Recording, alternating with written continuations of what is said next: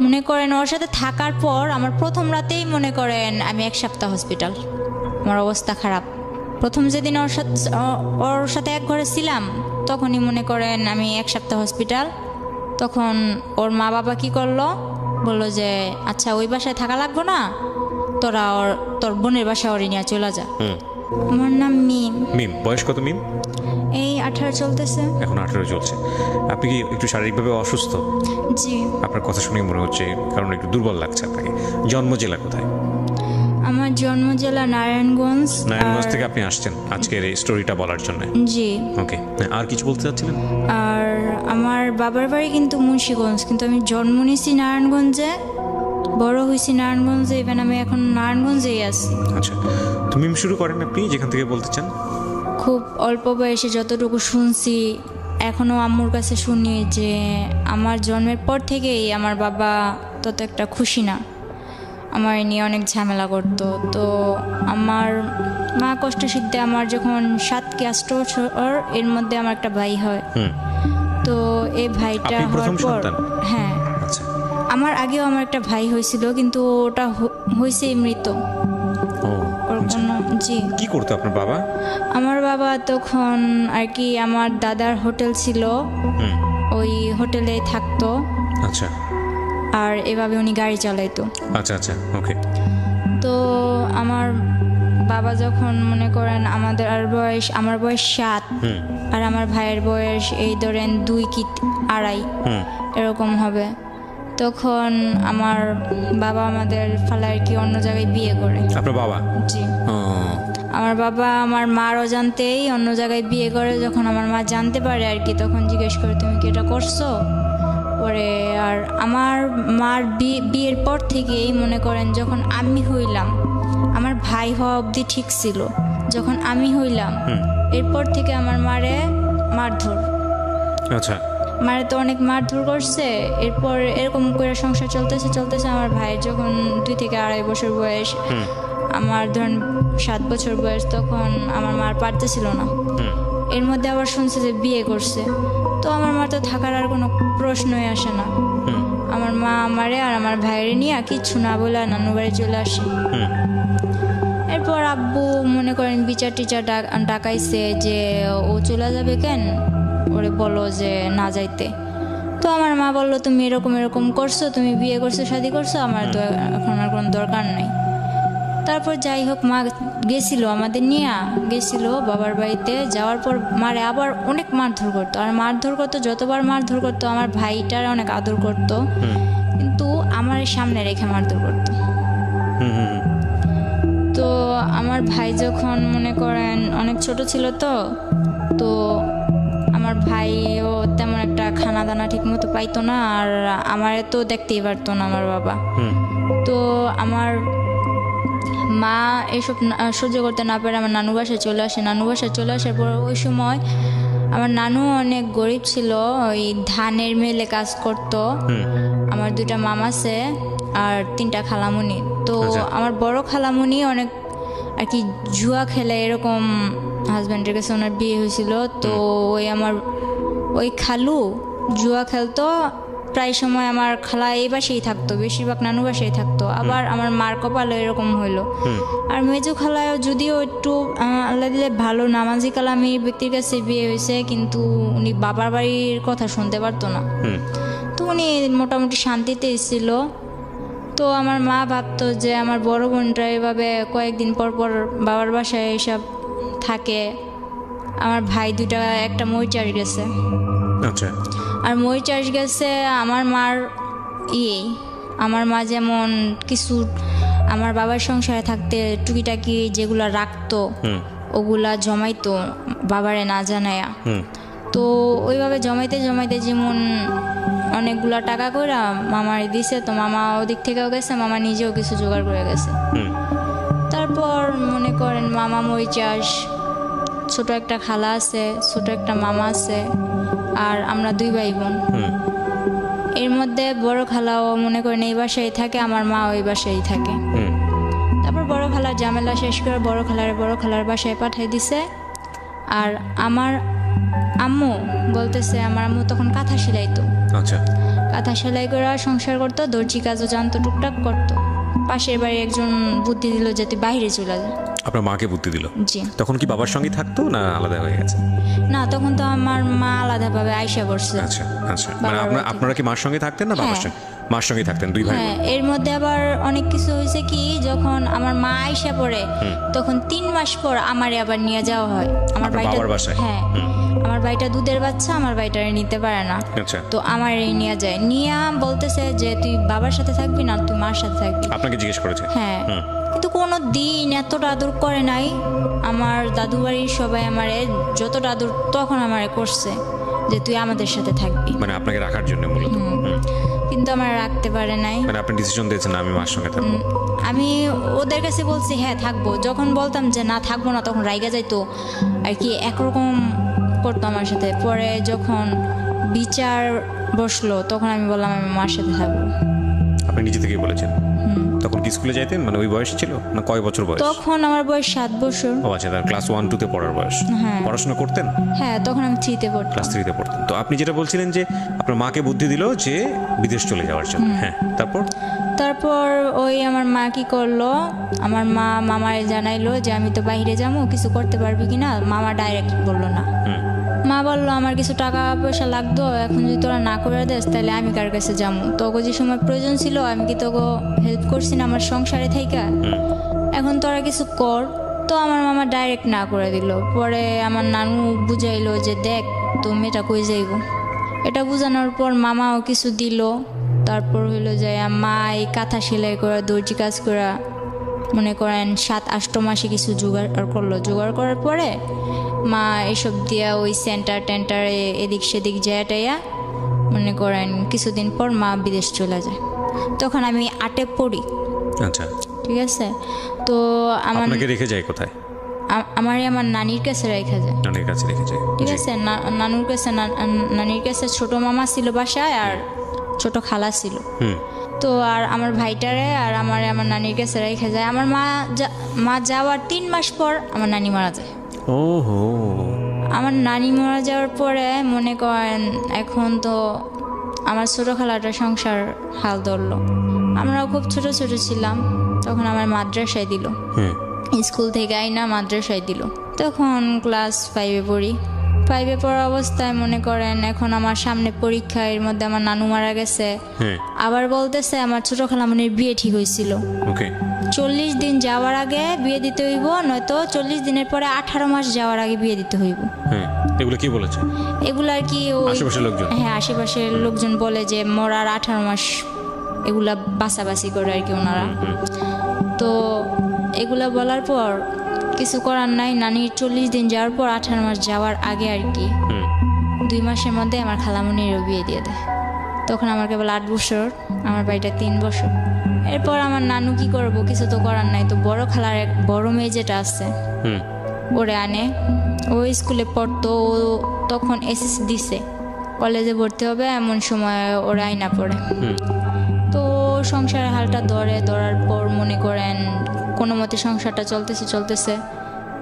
তো হঠাৎ করে আমার ওই বোন মনে করেন কিছুর থেকে কিছু হইলে আমাদের দুনো ভাই বোন, আমার ভাইটা যে বাচ্চা, আমার ভাইটা কিন্তু এখন শুকায় গেছে, কিন্তু ছোটবেলা এত কিউট ছিল। আমার ভাইটার দেখলে সবাই যে না দেখবো ও আদর করতে চাইবো, এরকম মোটা টোটা ছিল।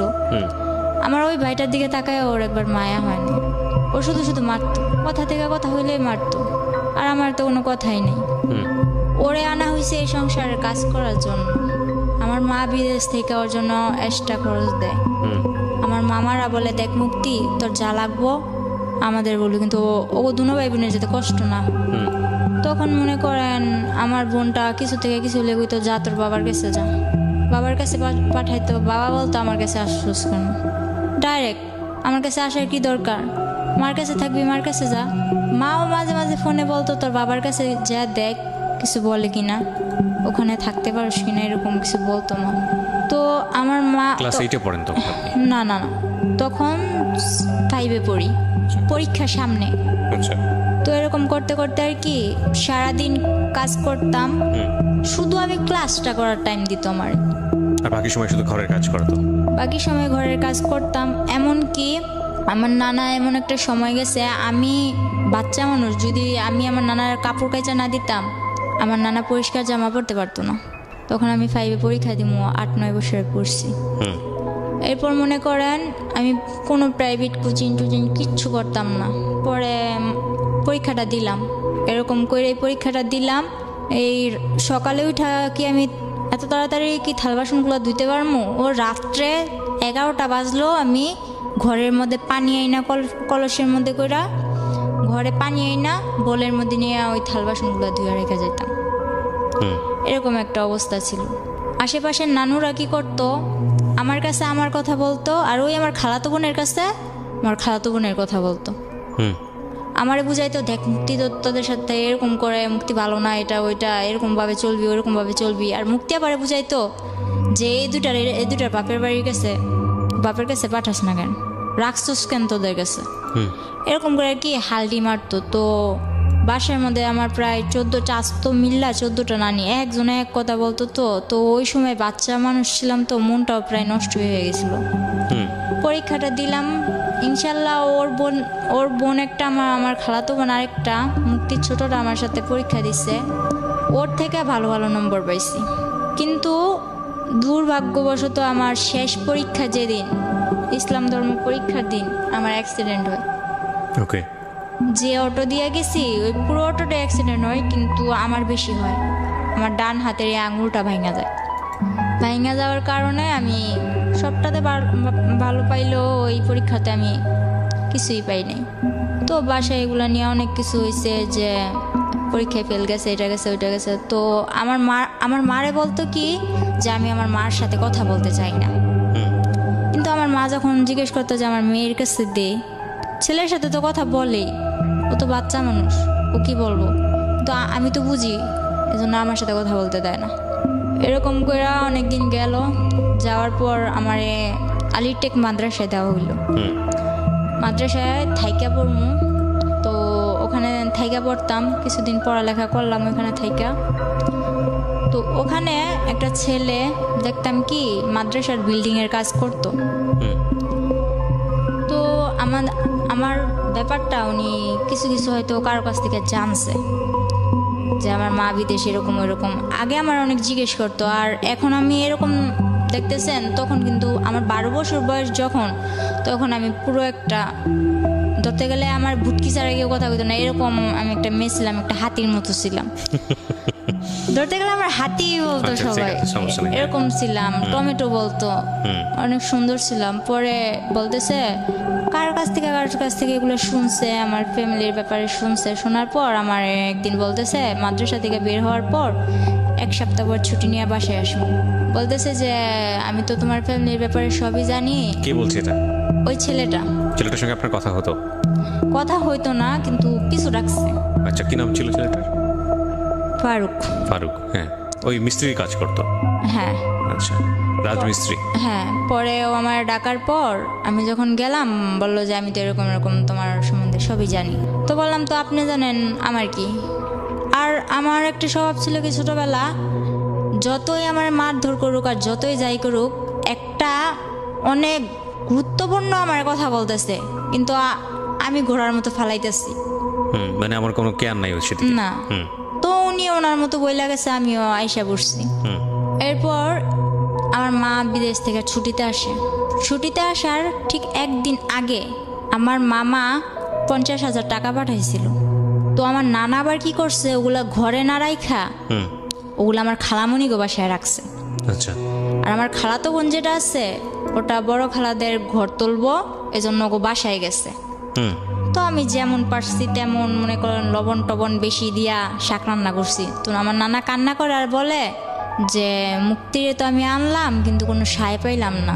তুই ছোট হইলো, তুই আমার যে লবণ বেশি দিয়ে হইলো ভাত মুখে তুলে দিতেছস, এটাই আমার কাছে অনেক। এগুলা বইলা নানা কান্না টান্না কইরা ওই লবণওয়ালা শাক দিয়ে ভাত খেয়ে উঠে গেছে। তো নানাও বাজারে গেছে, বোনও ওনার বাসায় গেছে, বাড়িতে আমি একা। তো একটা ব্লেন্ডার দিয়ে আমি আমার মেজু খালাগো বাসায়, যেটা বর্তমানে সুখে আছে আমার মা খালাদের সবার কাছ থেকে বেশি, আমার ভাইটারে বলি যে এটা নিয়ে খালামণিদের বাসায় দিয়ে। তো আমার ভাইটা ওখানে গেছে। বাড়িটা যাওয়ার পর আমার সাথে এরকম একটা বিশ্রী ঘটনা ঘটেছে আমি ভাবতে পারি নাই। হালকা শীত হালকা গরম, তো আমি লেপ নিয়ে শুয়ে আছি। এর মধ্যে দুইটা লোক বোরকা পরা, মনে করেন বজ্রতা পরা, চশমা পরা, আর কি চেনার কোনো ক্ষমতা নাই, বলতেছে যে আইসেই চুলে ধরছে। চুলে ধরা মাত্র যখন আমি চিৎকার দিমু তখন মনে করেন টিভির সাউন্ড পুরো 100। আর আমার এক নানা, পাশের ঘরের নানা, উনি ফুল সাউন্ড দিয়া বক্স বাজাইতেছে। আর আমাদের বাড়ির সবাই মনে করেন দাওয়াত খাইতে গেছে। তো এমন সময় আসছে ওই 50,000 টাকা করার জন্য। এখন আমার জিজ্ঞেস করতেছে চাবি কই। তো আমি বাচ্চা মানুষ, আমি কি করবো, আমার শুধু এতটুকুই কথা যে আপনারা কি, মুখ দেখান আপনারা কি। তখন আমি হাত দিয়ে অনেক কালাবালি করলাম যে আমি মুখটা দেখব, কিন্তু ওনারা কি করলো, বললো যে হাতটা বেশি নাচে, তুই তো এমনি নাচুনি। পাশের একজন বলতেছে গলা ডাবায়া কথা গো, বুঝা নিব তো। এরকম বলার পরে আমি বলতেছি তোমরা কে, নিশ্চয়ই আমার চেনা কেউ, তোমার মুখ আমি দেখবো। বললো তোর হাত দুইটা বেশি নাচতেছে, হাত দুইটা বাইদা নিল। পরে পা দিয়া যখন আমি লাথি মারলাম, আমার মনে করেন থাপড়াইতে পুরো লাল বানাই লাইছে। পরে আমার টাইনা নিচে নামায়া পিছন দিকে এভাবে হাত দিয়া খাটের পায়ের সাথে আমার বাঁধছে।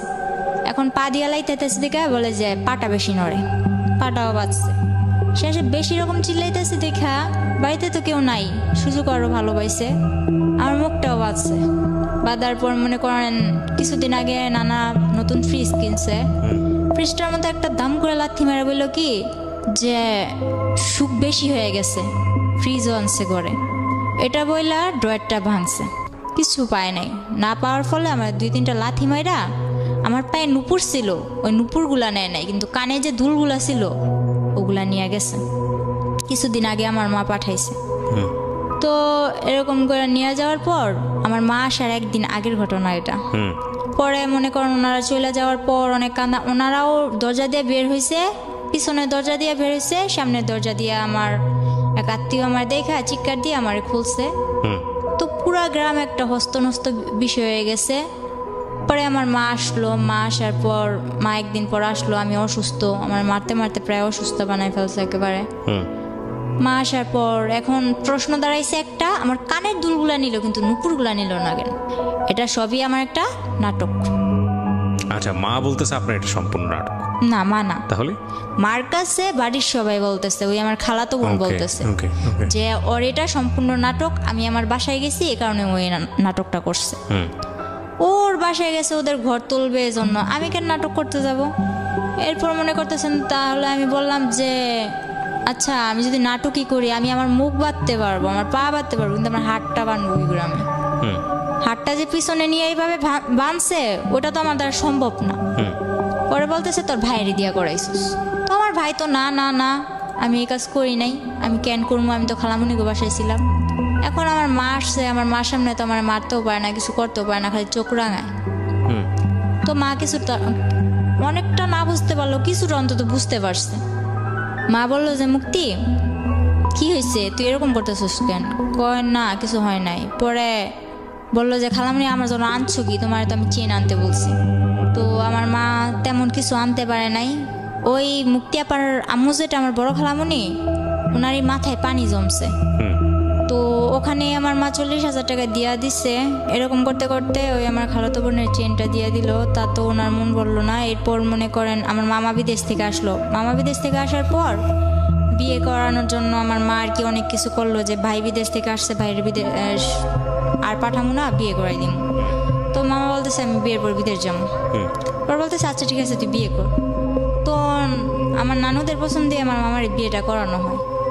বিয়ের 4 দিন পর, ঠিক 4 দিন পর আমার মামা আমার জন্য যে চেন আনছে, মোবাইল আনছে, মোবাইলটা তো আমার হাতে দেয়ই নাই, বলছে এটা তোর জন্য আনছি।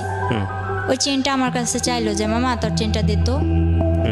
বিয়ের 5 দিনের দিন আমার মামি আইসা এরকম করে চেনটা দেখায় যে দেখ, এই দেখো তোমার মামা আমার কয়টা চেন দিছে। তো এটা বলার পর আমি অনেক কষ্ট পাইছি, মারে কিছু বলি নাই, তো মা লক্ষ্য করছে। আর বিয়ের 5 দিন হয়েছে মাত্র, কিন্তু আমার মামি করতো কি, আমার মার নামে যেটা হয়েছে ওইটাও আমার মামার কাছে বলতো, যেটা না হয়েছে ওইটাও আমার মামার কাছে বলতো। তো বিয়ের 1 সপ্তাহ হয়েছে, 7 দিন। 7 দিনের দিন আমার মা বলল যে তুই তো চলে যাবি, তো আমি যে তোরে, আমার মা বাইরে থাকা অবস্থায় আমার মামারে 12 লাখ টাকা দিছিল। ওই আমার মামা আর কি আফ্রিকা যাওয়ার পথে মনে করেন দালালেরা বিক্রি করে দিছিল। তো টাকাগুলা দেওয়ার পর আমার মা বলতেছে যে ওগুলার কি করবি। তো এগুলা নিয়ে ওনাদের ভাই বোনেদের মধ্যে কি কথা কাটাকাটি হয়েছে আমি জানি না। আমার মারে অনেক মারলো। তখন সন্ধে মারতে মারতে আমার মার ভিতরে শুধু সেমিস্টার ছিল। আপনার ভাই মানে আপনার মামা? আমার মামা, আমার মার ছোট।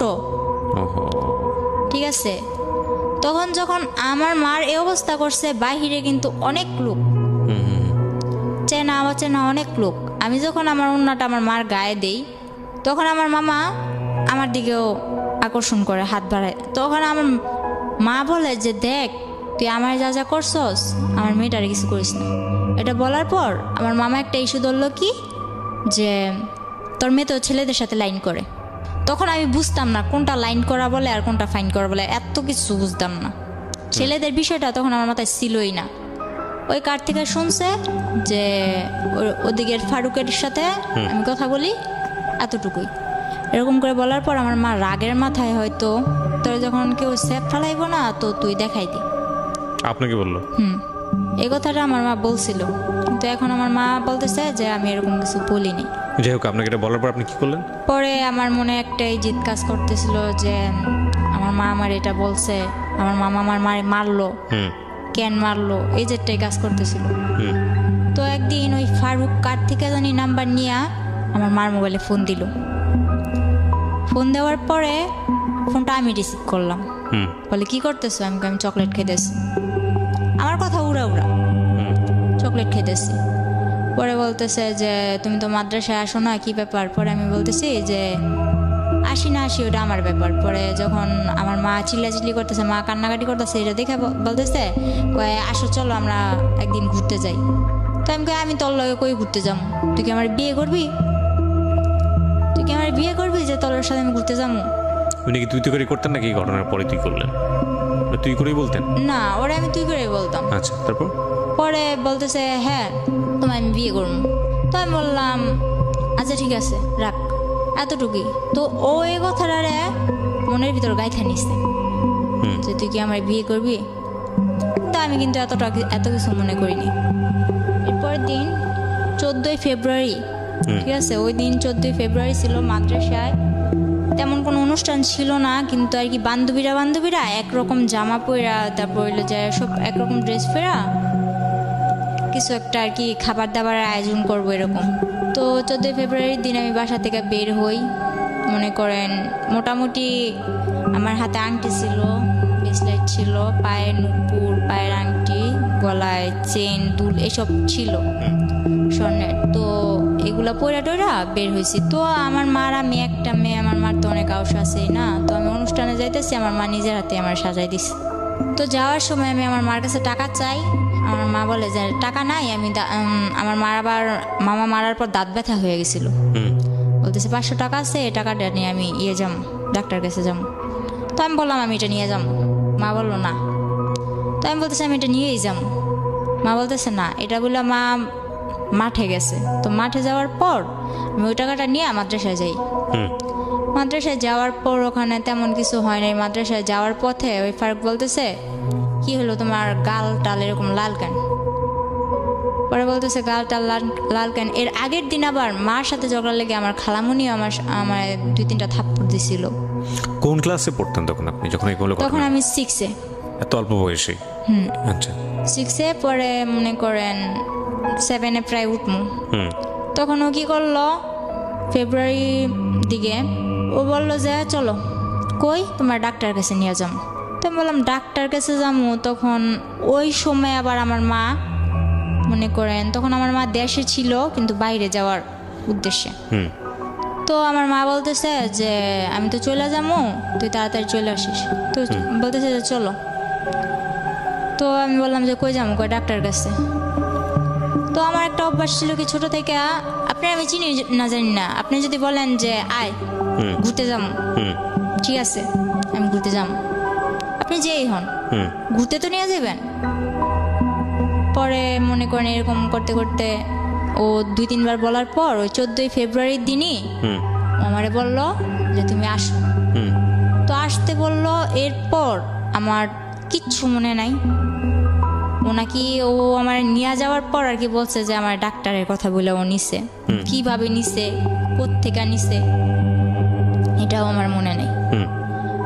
ও আমার নিছে যখন আমি গাড়িতে, তখন আমি ওরে বলতেছি যে কিরে তুই আমার কই আনছস, আমি এখানে কেন? তো গাড়ির মধ্যে আমি অনেক বড় একটা চিল্লাচিল্লি আর কি মানুষ জড়ো করে নিছি। তখন আমি কক্সবাজারের ওদিকে আমার নিয়ে চলে গেছে, কক্সবাজার অব্দি, কিন্তু আমার হুঁশ নেই। ডাক্তারের কথা বলে আপনাকে কক্সবাজারে নিয়ে যাচ্ছে, কিন্তু আমি যে গাড়িতে উঠছি এটাই তো আমার মনে নেই। কিছু একটা খাইয়েছে আপনাকে? কি করছে তাও আমি জানি না। আচ্ছা। পরে মনে করেন আমার যখন আমার সজ্ঞান আসে যে আমি ওর সাথে এত দূর কেন বা রাত্র হয়ে যাইতেছে, আমার মা তো টেনশন করবো, তখন কিন্তু আমার হাতে একটা ফোন ছিল, কেউ জানতো না, আমার মাও জানতো না। তখন আমি FM শুনতাম, ওই ফোনটা কেউ জানতো না আমার কাছে আছে, এমনকি আমার মাও জানতো না। পরে ওই ফোনটা দিয়ে আমি গেমস খেলতাম, সিম টিম কিছু ছিল না। তো সিম টিম কিছু ছিল না, একটা মার সিম ছিল। মার সিম থাকাতে যে আমি মার থেকে নিছি যে মা এই সিমটা আমার দরকার, কারণ সিম ছাড়া আমি FM শুনতে পারতেছি না। তো ফোনের এত কিছু বুঝি না, ওই FMটাই শুনি আর করি, গেমস খেলি। এরপর ওই মোবাইলটা ছিল আমার সাথে, পরে বলতেছে তোমার সাথে মোবাইল আছে, মোবাইলটা দাও। মনে করেন জোরাজুরি করে এক পর্যায়ে আমার থেকে ওই মোবাইলটা নিয়ে নেয়। পরে আমি যখন চিল্লাচিল্লি করে মানুষ জড়ো করি, তখন ওর বাসায় ফোন দিয়া কিভাবে কি ম্যানেজ করলো জানি না, ওর বাসার লোক বলল যে আমি ওর খালামণির মেয়ে, রাগ কইরা চলে আসছি ঢাকা, আমার নানু বাড়ি, রাগ কইরা চলে আসছি। এখন উনি আমার মা বলতেছে, ওর খালামণি বলতেছে যে ওর খালামণি আমার মা, ওর মা এখন বলতেছে যে আমার যাইতে দিতে।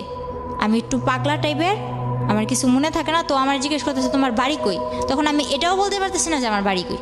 মানে এটা কোথায় নিয়ে গেছে আপনাকে? এটা তখন কক্সবাজার। কক্সবাজার কার বাসায়? গাড়িতেই। গাড়ির মধ্যেই? হ্যাঁ, গাড়ির মধ্যে আমি চিল্লাচিল্লি শুরু করছি আমার কই নিয়ে আলি। আচ্ছা, ও গাড়ির লোকজনকে বলতেছে? আচ্ছা। পরে এক পর্যায়ে ওর গাড়ির লোকগুলা ছেড়ে দেয়। ছেড়ে দেওয়ার পর চকরিয়া ওর খালাতো ভাই রুবেল ওর বাসায় নিয়ে মনে করেন আমার 2 ঘন্টাও রাখতে পারে না। আমার পাগলামানি দেখে গিয়ে আমি বাসায় যাবো, আমি বাসায় ফোন করবো। তখন তো আপনি জানতেন না যে আপনি কই যাচ্ছেন, কোথায় যাচ্ছেন? হ্যাঁ, তখন ওটা কোন জায়গায় এটাও জানতাম না, কিন্তু ওরা কি বলতেছে আমি কিছু বুঝতেছি না। আমি খালি হা করে তাকায় থাকতাম। তো এক পর্যায়ে ওর মামাতো ভাই আর মামাতো ভাইয়ের বউ আমার বুঝাইলো, দেখো সামনে ওই পুলিশ ক্যাম্প দেখছো, যদি এখন তুমি এমন করো তাইলে মনে করো বলবে যে তুমি কোত্থেকে আইসো না আইসো, তোমার এদিক থেকে ধরে নিয়ে যাইয়া ওদিকে অনেক মারপিট করবো। ও আমার কি করলো, এইসব বুঝাই টুজায়া বললো যে চলো আমরা বিয়ে করবো। তো আমি বললাম বিয়ে কয়ে কারে, আমি এসব বুঝি না, আমি বাসায় যাবো। আচ্ছা ঠিক আছে, তাহলে তুমি এক জায়গায় চলো, ওই জায়গা থেকে কাজ শেষ হইলে তুমি তোমার বাসায় যাইবা, আমি নিজে নিয়ে দিয়ে আসবো। তো এদিক দিয়ে আমার বাড়ির সবাই হয়রান, আমার মা ও বিদেশ যাওয়া বাদ, আমার মেয়ে কই। এদিক দিয়া মনে করেন আমার নানার ছোট ভাইয়ের ছেলে যারা আছে ওরা অনেক প্রভাবশালী, এলাকার মেম্বার চেয়ারম্যান, ওরাও মনে করেন কেস টেস কইরা মনে করেন একরকম অনেক কিছুই করছে আমার জন্য। পরে ওরে বলতেছে আমি বাসায় যাবো, এর মধ্যে আমার কিছুতেই বাসায় যেতে দিব না।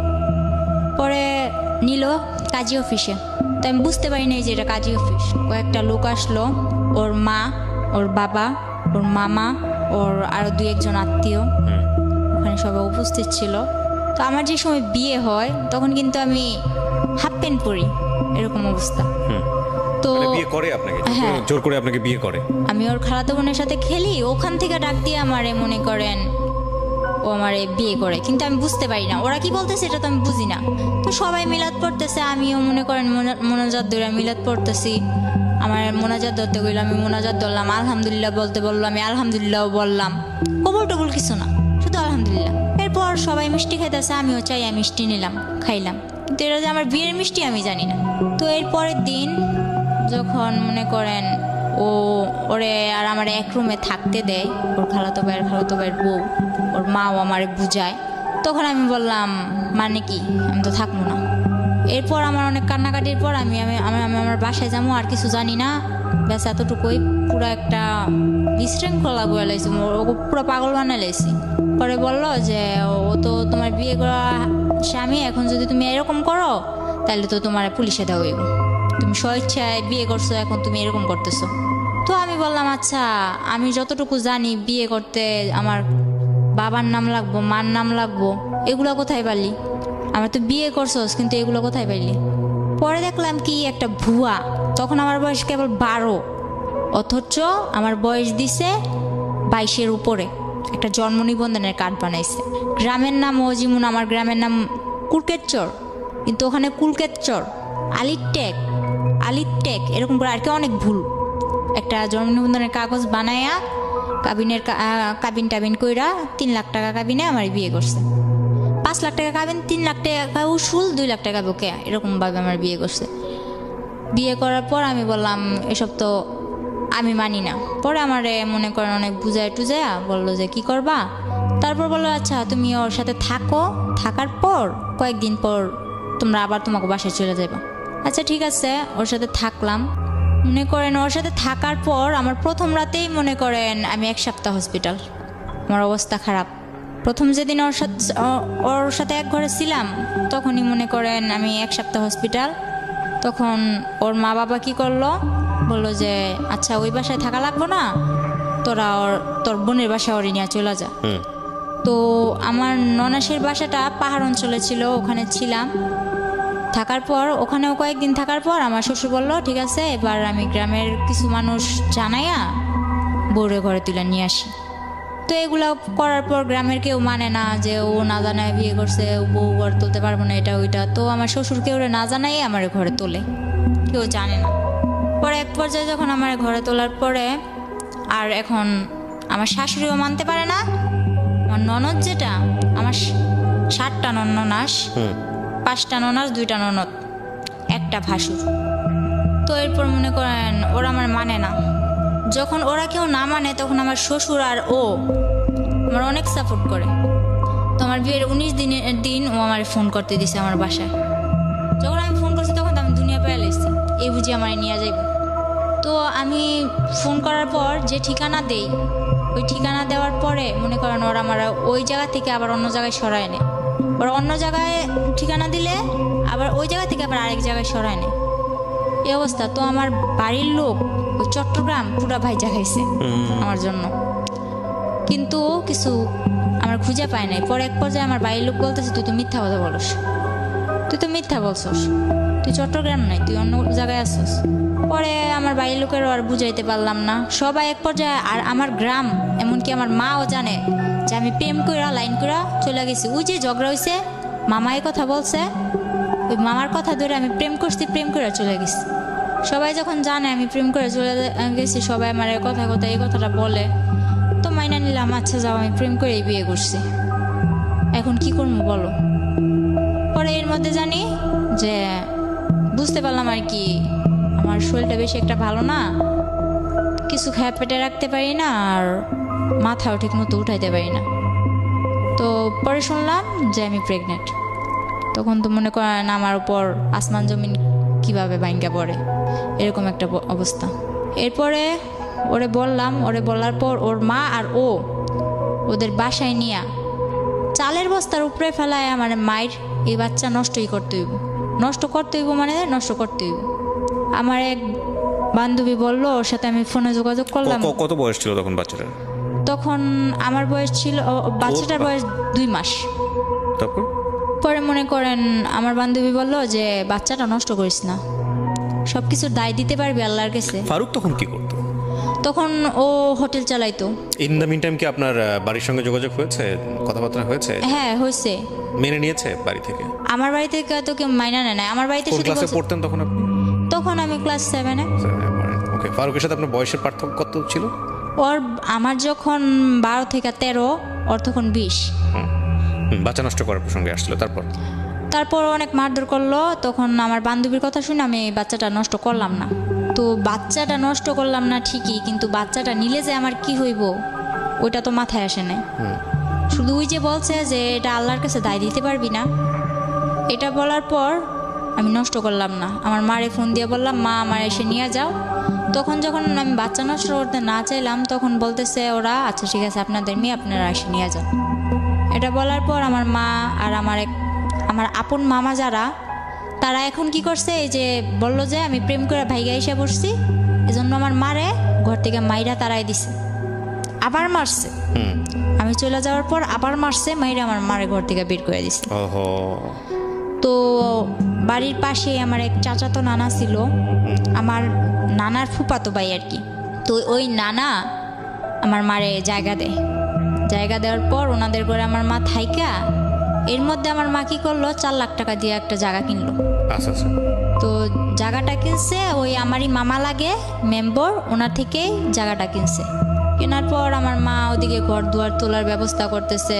এর মধ্যে আমার আব্বু আবার আস্তে আস্তে আসার চেষ্টা করতেছে। পর মনে করেন আমার আব্বু প্রায় বলতেছে যে মেয়ে চলে গেছে, আমি আসি, এটা ওইটা।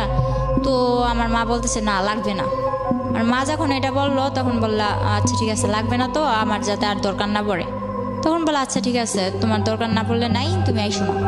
পরে আমার মামা মনে করেন মারে মারধর করে বাইরে করে দেওয়ার পরে মা ওই মামাদের ওই নানাদের বাসায় উঠা জায়গা কিনলো, ঘর দুয়ার তুলতেছে। ঘর যখন উঠাবে এখনো ঘরের কিছুই করে নাই, শুধু চালটা দিছে। ওই সময় আমি ফোন দিয়ে বলতেছি আমার এসে নিয়ে যাও। তখন আমার নিয়ে আসার পর বলতেছে যে ওখানে যাইয়া আমার শ্বশুর শাশুড়ি বললো যে আমার মেয়ের যে স্বর্ণ গয়নাগুলো পরানো ছিল ওগুলা কই। তখন ওগুলা তো সম্ভবত আমার শাশুড়ি নিচ্ছে। তো আমার শাশুড়ি নিচ্ছে, আমি বললাম যে আমার শাশুড়ির কাছে। তো আমার শাশুড়ি বললো কই, আমার কাছে এগুলো কিছুই দেয়নি। মা আমার নিয়ে এসে পরে, মা নিয়ে এসে ওই রাইতে আমার বলতেছে, যখন বুঝতে পারলো যে আমার কিছু একটা অন্যরকম, তখন বলল তুই বাচ্চাটা নষ্ট করে ফেল। বললাম যে আমার যে বাবু হইব তুমি জানলা কি করে? আমি বুঝতে পারি, আমি তোর মা, তোর থেকে আমি হই নাই, আমার থেকে তুই হইছস। পরে মাও বললো এই কথা। মা এই কথা বলার পর আমি ফারুকরে কল দিলাম। কল দিয়া এক রাইতে বললাম এখন এসে আমার নিয়ে যান, আমি ভাড়া বাসায় থাকবো, কিন্তু আমি বাচ্চাটা নষ্ট করব না। বিয়ে তো মানুষের বারবার হয় না। তো আমার বিয়ে যখন হয়েই গেছে আর সবাই জানে যে আমি প্রেম করে বিয়ে করছি, ভাইগা যায় বিয়ে করছি, তো সবাই যেটা জানে জানুক, কিন্তু আমি বাচ্চাটা নষ্ট করবো না। আপনি আমার বিয়ে করছেন, এটা আপনার বাচ্চা, আপনি এসে আমার নিয়ে যান। ডিটারমিন ছিলেন একদম। তো তখন আমার বয়সও অল্প ছিল। আমার মা কি করলো, যেদিন ফারুক আসলো এর পরের দিনই কিন্তু ফারুক চট্টগ্রাম থেকে রওনা দিছে। আসার পর আমার নিতে আসছে ওর এক বন্ধুরে নিতে আসার পর মা কি করলো, কিছু আয়োজন করে ওরাও খাওয়াইলো, বললো যে তুমি চলে যাও, আমার মেয়ে তো দিব না। তখন আমি বললাম যে আমি চলে যাম। তখন মা কি করলো, বাচ্চাটা নষ্ট করার জন্য আমারে পিল খাওয়াইলো।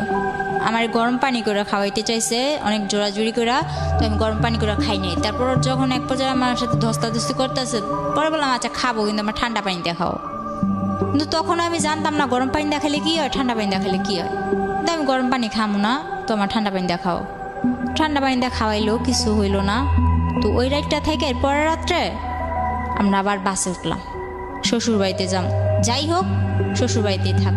তো গেলাম, যাওয়ার পর ওখানে মনে করেন 3-4 মাস ভালোই কাটলো। কিন্তু আমার শ্বশুরবাড়িতে আমি ছোট অক্ষে সংসারের হাল ধরেন সবটাই ধরছি। সারাক্ষণ গরুর গোয়ালে পড়ে আছি, 4-5টা গরু পালতেছি, মুরগি তো মনে করেন খোয়ার ভর্তি মুরগি, হাঁস, গরু, ছাগল সব কিছু করতেছি। তো এর মধ্যে করলো কি, আমি বললাম যে আমি পড়ালেখা করতে চাই। এই কথাটা আজও পর্যন্ত কেউ জানে না, এই যে আজকে আমি বললাম। আমার মা হয়তো শুনতেছে, আমার মাও জানে না।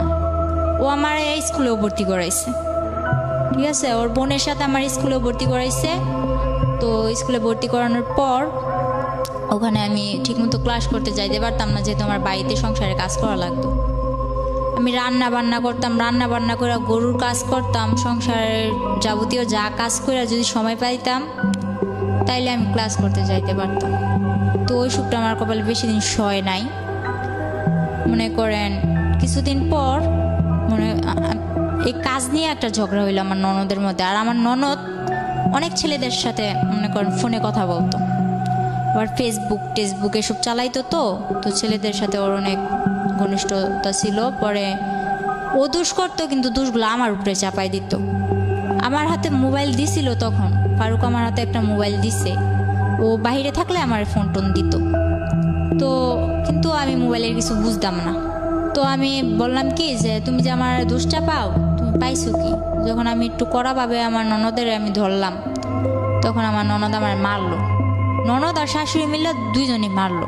এদিক দিয়ে আমি কিছু খাইতে লইতে পারি না, শুকায় কাট হয়ে যাইতেছি। আমার তখন 5-6 মাস হয়ে গেছে, বাবু হবে কাছে আইসে ডেট। এর মধ্যে ওরা আমার মারধর করে আর কি সহ্য করতে পারছিলাম না। পরে এর মধ্যে আমার ফুফাতো বোন যেটা আছে, এটা আমার জামাইয়ের সাথে মনে করেন যোগাযোগ করা শুরু করলো। আমার ফুফাতো বোন, আমার বাবার সাথে আমাদের কোনো পরিচয় নাই, কিন্তু আমার ফুফাতো বোন যোগাযোগ করে। পরে কি করলাম, মারে বললাম মা আমি বাসায় চলে যাব। পরে ফারুক আইসা আমার যে সময় আমার 4 মাস শেষ 5 মাসে পড়বো, এমন সময় ফারুকে আবার আমার বাসায় দিয়া যায়। এই দিয়া যাওয়াই যাওয়া, আর কোনো খবর পাত্তা কিচ্ছু নাই। আমার বাবু হওয়া অবধি, আমি আমার বাবু হওয়ার 3 মাস পর শ্বশুর বাড়ি গেছি, এ অবধি না 2 টাকা খরচ, না আমার কেউ দেখতে আসা, না কোনো কিছু। মা তো মনে করেন একদম আমার একটার পর একটা খুঁটা দিয়েই যাইতেছে। সবাই দেয় প্রেম করে বিয়ে করছো, এখন কে লেগে এরকম হেলা করবো? তো প্রেম করে বিয়ে করছি না কি করে বিয়ে করছি, ওটা তো তোমরা কইলেও বিশ্বাস করতেছো না। তো যা কর ওনারা ওনাকে মতো কয়ে যায়, আমিও আমার মতো শুনি। তো ফারুকরে বললাম যে এবার কি করবা, আমার তো তোমরা কেউ দেখতে আসো না, আমি কি করবো বলো, আমি কি জবাব দিব? তো এক পর্যায়ে ও বললো যে তোমার কিছু জবাব দেওয়া লাগবো না বাবু, আমি আসবো। তো হঠাৎ করে একদিন বললো আসবো, ঠিক আছে ও আসলো। ও যেদিন আসলো তখন ওই দিনই, ঠিক ওই দিনই আমার বাবু হইব। তো ওই দিন আমার ডেলিভারি হইলো। ডেলিভারি হওয়ার পর ও আমার মার হাতে, আমার ডেলিভারি হওয়ার সময় প্রায় খরচ গিয়েছিল 12-13 হাজার টাকা, কিন্তু ও আমার মার হাতে খরচ দিল মাত্র 2,000 টাকা দিয়া। পরে বলতেছে যে আমি এবার আমার বাসায় যাওয়া লাগবো। শুধু মেয়েটার মুখ একবার দেখা, বাসায় আনার পর ও মেয়েটার মুখ দেখা ও বলে এবার আমার বাসায় যাওয়া লাগবো। তো ঠিক আছে, ও বাসায় গেল। বাসায় যাওয়ার পর আমার বলতেছে যে মিষ্টির জন্য টাকা পাঠাও, বাবু হয়েছে মিষ্টির জন্য টাকা পাঠাও। তো মা বলতেছে তাহলে তুমি যখন মিষ্টির জন্য টাকা চাইতে পারো, তাহলে তোমাকে ওই দিক থেকে ও তো মিষ্টির জন্য টাকা পাঠাইব।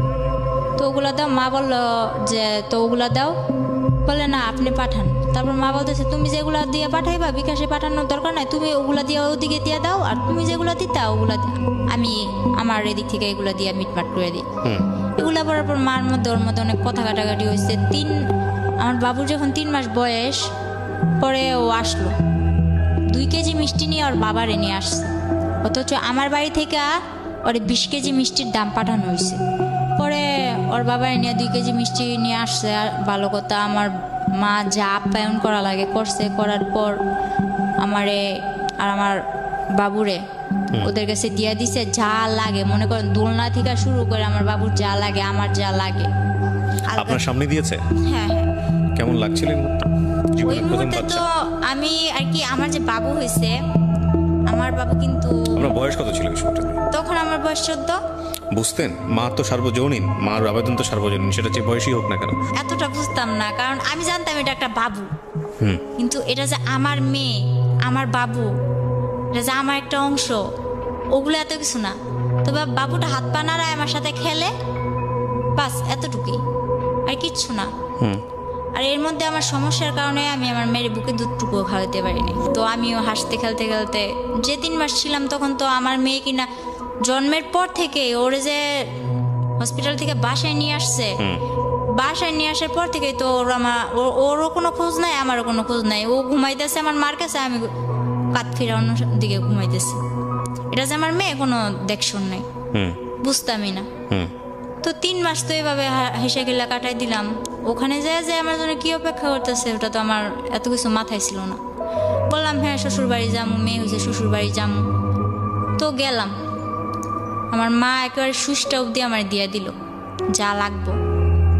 আমার জন্য ট্যাং, আমার মেয়ের জন্য ওই সেরোলাক্স 7 মাস অবধি যা খাবার লাগবো আমার মেয়ের সব খাবার আমার মা দুধের ডিবি টিবি যা লাগে সব কিনা দিছে।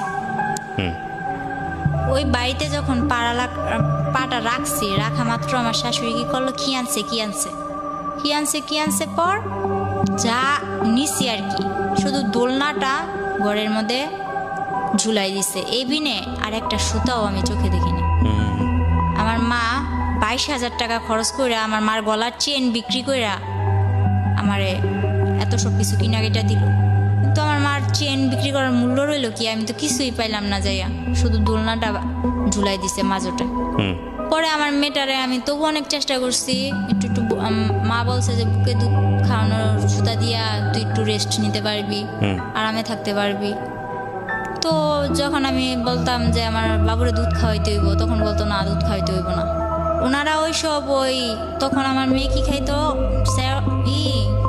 ল্যাকটোজেন 2 না 3 খাইতো, এরকম আর কি। ওইসব দুধের টিভি নিয়ে ওনাদের কাছে তো ওগুলো কবজা। আমার মেয়ের কি তো সাগুদানা আছে না, সাগুদানা ভিজায় রাখতাম পানি দিয়ে, পরের দিন সকালবেলা উঠে ওগুলো জাল দিয়ে সারাদিন খাওয়াইতাম। আর আমি সারাদিন থাকতাম মাঠে। আমি বললাম যে আমি শুনছি 5-6 মাসের বাচ্চা গো আলাদা আলাদা ফলের রস খাওয়ায়, দুধ খাওয়ায়, এটা খাওয়ায়, ওইটা খাওয়ায়, ডিম খাওয়ায়, নুডলস খাওয়ায়, কিন্তু আমার মেয়ের তো ভাত খাওয়াইতেছে। তো আমার মেয়েও মাশাআল্লাহ শিখা গেছে ভাত খাওয়া। তো আমি ওর বাবার জানাইলাম যে এইভাবে কি চলে, আমি সারাদিন মাঠে থাকি বাড়ির বউ হইয়া, আর আমার মেয়েটা এইভাবে থাকে, আমি তো এইভাবে পারতেছি না। তো আমি আমার বাসায় জানাইলাম, বাসায় জানানোর পর আমার মা বাহিরে চলে যায়। আমার শ্বশুর বাড়ি দেওয়ার পর মা বাহিরে চলে যায়। মা বাহিরে চলে যাওয়ার পরে আমার ভাইটারে ওই আমার নানার কাছে দিছে, মাদ্রাসায় পড়ে, সারাদিন মাদ্রাসায় থাকে, রাত্র হইলে আমার নানার কাছে আসে। তো মারে বললাম, মা আমি তো এখন এভাবে থাকতে পারতেছি না, তুমি কিছু একটা করো। তো মা বাহিরে যাওয়ার পর, সৌদি আরব যাওয়ার পর মা ধার করে আমারে 95,000 টাকা দেয়। মূলত 80,000 টাকা দেয়, আমার নানা নিয়ে দিয়ে আসছিল। 80,000 টাকা দেওয়ার পর ওই টাকাটা আমার শ্বশুরের হাতে দিলাম যে আমার ঘর তুলে দেন, আমি এভাবে এক ঘরে থাকতে পারতেছি না, আমার সংসার নিয়ে আমি অন্যদিকে চলে যাব, আমার ঘর তুলে দেন। তো আমার শ্বশুর কি করলো, ওই 80,000 টাকা নিয়ে দূরে, অনেক দূরে, আমার শাশুড়ি বাড়ি থেকে একটু দূরে, এক বাড়ি পরে আর কি, আমার একটা জায়গা দিল। ওই জায়গার মধ্যে ঘরের খাম টাম গাঁথলো, মাটি টাটি বইলো, এগুলা করার পর এর মধ্যে আমার শাশুড়ি আমার দিয়া কিস্তি থেকে অনেক টাকা উঠায়। এক জায়গা থেকে 1 লাখ, আরেক জায়গা থেকে 20,000, আরেক জায়গা থেকে 30,000, এরকম করে উঠাইতে থাকে।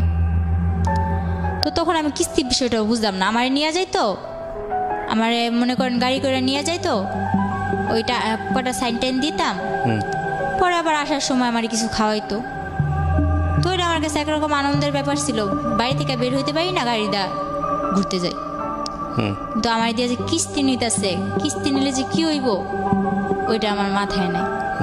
পরে যখন আমার ঘর তুললাম, ঘর তোলার পর আমার মা ঘরের মধ্যে যা লাগে, মার থেকে টাকাই না, যা লাগে, একটা সুইচ পর্যন্ত, একটা চামচ পর্যন্ত আমার শাশুড়ি আমার দেয় নাই। আমি সব কিছু কিনা নেওয়ার পর পুরো একটা 10 বছর সংসার করলে যা না হয়, আমি সব গুছানোর মতো একটা সংসার করি। তখন আমার কাছে ভালোই লাগতেছিল। তখন আস্তে আস্তে বুঝতেছি যে এটা আমার সংসার, আমার বিয়ে হয়েছে, আমার একটা বাচ্চা হয়েছে। এর মধ্যে আমার ফুফাতো বোন যেটা আছে, ও ফেসবুকে ফেক আইডি খুইলা, ছেলেদের নামে আইডি খুইলা আমার হাজব্যান্ডের জানাইলো কি যে আমি তো মিমরে ভালোবাসি, ওর সাথে আমার রিলেশন ছিল, এখন তো আমরা পালাই যাব। তো ফারুক তো আমি বলতে পাগল ছিল। এটা যখন বললো আমার ফুফাতো বোন, তখন তো ও পুরা রাগ আমার উপর, কিন্তু আমারে বলে না। এরপরে কি করলো, ও আমি যখন জিজ্ঞেস করলাম, এরপর বলে যে দেখ কি বলে এগুলো। তো তখন আমি আর কি টুকটাক ওই বাংলায় যে ইংলিশগুলো লেখে না, আমি ফটর বলে দিতাম। ও যে চ্যাটিং করে না, এগুলো আমি ফটর বলে দিতাম, তুমি এটা লিখতেছো, এটা লিখতেছো। কিন্তু আমি মোবাইল সম্বন্ধে কিছু বুঝতাম না, মেসেঞ্জারে চ্যাট করতো, আমি বলতাম। তো তো আমার বলতো তুই তো সবই পারস, দেখা যায়, আয় তোরে বুঝাই, এই যে মেসেঞ্জারে এই লোকটা তোরে এই যে এরকমভাবে বলতেছে, তোর সাথে আগে রিলেশন ছিল, এখন তোরা পালাই যাবি, তো ওর সাথে যোগাযোগ, তোর হাতের মোবাইলটা আমার দিয়ে লাবি, আর কেউ লোক যোগাযোগ রাখতে পারবি না। আচ্ছা হাতের মোবাইল নিয়ে নাও, মাই যদি ফোন দেয় এই মুহূর্তেই তো দিব, আমার মাই বিদেশ থেকে একটু ফোন দিব, আমি তোমার লগে একটু আমার মার লগে একটু কথা গুন, আর তো কিছু না। তো মোবাইল আমি দিয়ে দিছি। এরপর ওই ফেক আইডি দিয়ে আমার ফুফাতো বোন কথা বলতে বলতে এক পর্যায়ে আমি বলি আচ্ছা ফোন দিতে বলো ওরে। তো আমার ফুফাতো বোন কারে ম্যানেজ করছে জানি না, একটা ছেলের দিয়া ফোন করাইছে ওই মুহূর্তে। ফোন করানোর পর আমার ফুফাতো বোন যাই অশান্তি লাগাইছে, লাগানোর পর আমারে মারধর করে আমার বাসায় দিয়া যায়। আচ্ছা, অনেক মারধর করে। তখন আমার মনে করেন এরকম অবস্থা করছে, আমার বাচ্চাটা ছোট ছিল, ও পাটা আছে না, শিল পাটা, আমি খাটের নিচে বসে রয়েছি, ও খাটের উপর দাঁড়ায়, ওই পাটা আমার মাথায় ছেড়েছিল। আমি 7 দিন অব্দি আইসিইউতে ছিলাম। আর ও যদি মারতো তাহলে বেশিরভাগ মাথায় মারতো, আর যে জায়গায় আমি কারোর কাছে বলতে পারবো না ওই জায়গায় মারতো। বলতো যে তুই যখন আমার হবি না, কার জীবনে আমি তোর যাইতে দিব না, এরকম করে আমার মারতো। তো এক পর্যায়ে আমি 7 দিন আইসিইউ থেকে আসার পর আমি এখনো বলি নাই যে আমি 7 দিন অব্দি আইসিইউতে ছিলাম, কারণ আমার মা অনেক কষ্ট পাইব। পরে আমার বাসায় দিয়া যায়, আমার মেয়ে সহ দিয়া যাওয়ার পর আমার ভাইটারে নিয়ে আমি থাকি। এদিকে আমি বাসায় এসে দেখি আমার ভাই, ছোট ভাইরে আমার ভাইয়ের হাড় নিয়ে হইছে। হাড় নিয়ে হওয়ার পর আমার ভাই বয়স অনুযায়ী বিছনায় প্রস্রাব করে দেয়। আমার বাবা, যে বাবার সাথে আমার মার কোনো যোগাযোগ নাই, আমার ভাইয়ের এই রোগটার জন্য প্রথমত আমার বড় খালারে টাকা দিছে 40,000 ওর চিকিৎসা করতে। বড় খালায় করে নাই। মেজু খালাও ছিল, ও ওনাদের বাসায় গেলে ভালো মন্দ কিছু খাওয়াই দিত আমার ভাইটারে, ব্যাস এতটুকু। আর ছোটো খালারে বিয়া দিছে, ছোটো খালায় তেমন একটা আমাকে করে না। বড় মামার বউ আইছে, বড় মামায় তো বউর কথায় ওঠে আর বসে। নানার কাছে ও টাকা দিছে, নানাও চিকিৎসা করে নাই। শেষে না পাইরা আব্বুরে মায় কল দিছে, নাম্বার জোগাড় কইরা কল দিয়ে বলতেছে যে আমার ছেলে অসুস্থ, আমার ছেলের চিকিৎসা করো। আব্বুরেও টাকা দিছে মায়, মোটা অঙ্কের টাকা দিছে সবাইরেই, কিন্তু কেউ চিকিৎসাটা করেনি। আমি যখন চলে আসার পর আমার মা আমার হাতে কিন্তু টাকা দেয় নাই। ওই মাসে যা লাগবো, ওই বললাম না যে আমার একটা মামা মেম্বার ছিল, ওনার কাছ থেকে মাসে 2-1 হাজার টাকা আনতাম, মনে করেন মোবাইল খরচ, তারপর হইলো যাইয়া এভাবে কিছু টুকটাক খাইতে মন চাইলে এসবের জন্য। আর বাজার যা করা লাগতো বাজারে ফোন দিয়ে কয়ে দিতাম যে রসুন মেম্বার এগুলো পাঠাইতে গেছে, ওনারা পাঠাই দিত। মাঝে মাঝে আমি যাইয়া নিয়ে আসতাম। তো এর মধ্যে আমার বাড়িতে একটা উঠলো কি যে এই মেয়ে কেন এই বাড়িতে থাকবে, ও তো ভাইগা চলে গেছে। তো আমি যা করি ওই মেম্বরের জানাই করি, মেম্বরের কথা ছাড়া আমি উঠি বসি না। কিন্তু গ্রামের মানুষ আমার নামে আজে বাজে কথা বলা শুরু করলো। তো আমার ওই যে বললাম না এর আগে আমার একটা রোগ হয়েছে, ওই রোগটা আবার দেখা দিচ্ছে। আমার বাবু হওয়ার 1 বছর পর আবার দেখা দিল। দেখা দেওয়ার পর ওই রোগটা নিয়ে আমি অনেক দৌড়াদৌড়ি করতেছি, কবিরাজ বাড়ি, ডাক্তার কাছে, নারায়ণগঞ্জ ডাক্তার, ঢাকা এসে দৌড়াদৌড়ি করতেছি। তো তখন আমার মেয়েটারে আমার ছোট ভাই রাখতো, আমি একা একা দৌড়াদৌড়ি করতাম। তো সবাই বলতো এই মেয়ে তো আবার কোনো ছেলের সাথে চক্কর আছে, নয়তো এত রাত্রে এই মেয়ে বাড়ি ফিরে, রাত বাজে 8টা, এই 8টা বাজে এই সকালবেলা যায়, 8টা বাজে আসে, বা বিকালবেলা যায় রাত্রে 8টা বাজে আসে, এসব বলা বলি করতো। তো আমি বলতাম যে আমি এক জায়গায় গেছি, ওই জায়গায় আমার দেরি হইতেই পারে, ডাক্তারের বিষয়, সিরিয়াল আছে, কত কিছু আছে, বা রাস্তায় জ্যাম ট্যাম থাকে, দেরি হইতেই পারে। তো আমি যে সময় যদি দেরিও হইতো ওই মামারে জানাই দিতাম যে মামা আমার আসতে দেরি হইব, বা মামা আমি আইসা বসছি। তো ওই মামা সব কিছু ওদিক দিয়ে ঠিকই আছে, মামা বাগনির দিকটা ঠিকই আছি, মেম্বরে আর আমি ঠিকই আছি। আর আমার মা যে কোনো সমস্যাও আমার মা আমার ওই মেম্বার মামার লগে শেয়ার করতো।